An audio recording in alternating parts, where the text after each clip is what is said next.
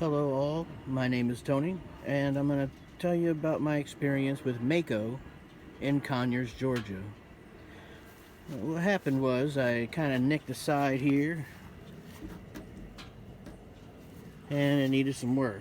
I hired somebody to do the body work and hired Macco to do the paint. And, for the most part, the paint came out the way I expected it to. They didn't make a huge mess. They kind of painted up through here, all the way down.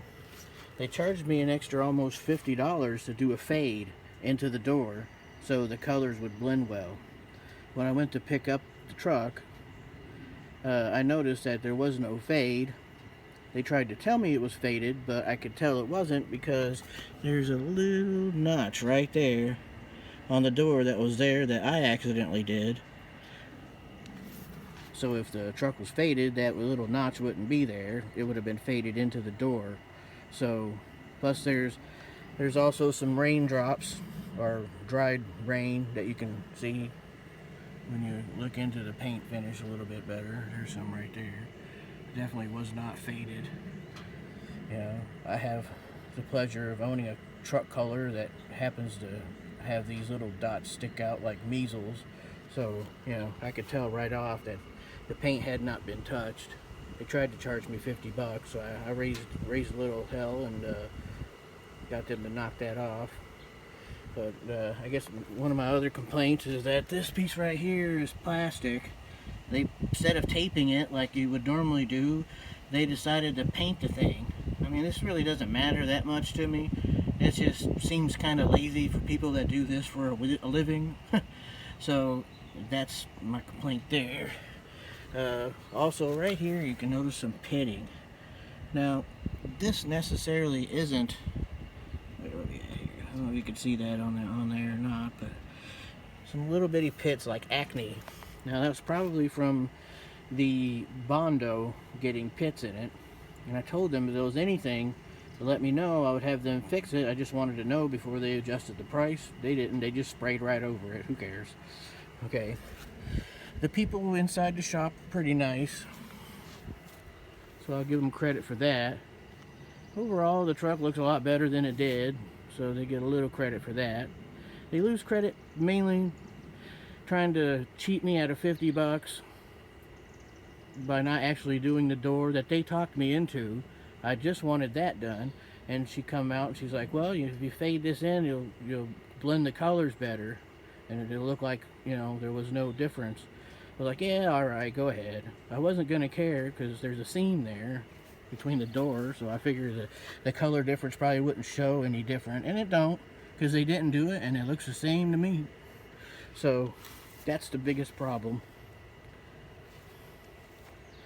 Now, the biggest problem, you wouldn't think would be a big problem, but I always put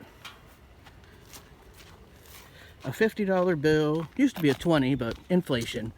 I always put a $50 bill in my car somewhere, normally in the center consoles. And my truck, it's right here. Right there, where my finger is at, has been a $50 bill for about 8 months. It just sat there for emergency. To have a little bit of money in case you run out of gas, in case something happens. $50 isn't much, but it can be better than nothing. When I picked up my truck, the $50 was gone. And of course, they were clueless about it. Said sorry and that they didn't have any idea how that could have happened, and let me know of their policy of always take valuables out of your car. I would have, but it was a $50 been in there 8 months, and I really didn't think about it much. They had the truck for a day before I even thought of it, and I thought, well, I hope it comes back with the $50. $50 isn't going to ruin me. It's not going to ruin most people. I could have called the cops. Well, I did call the police, and they said it would probably end up being a civil matter, and I'm not taking anybody to court for $50.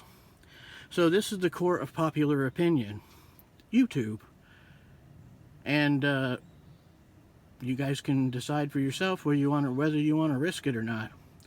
I paid $300 for the paint that I got. I don't think that was an extremely good deal, so if you have a chance, I would go somewhere else where they hold their employees accountable she wasn't even gonna ask nobody.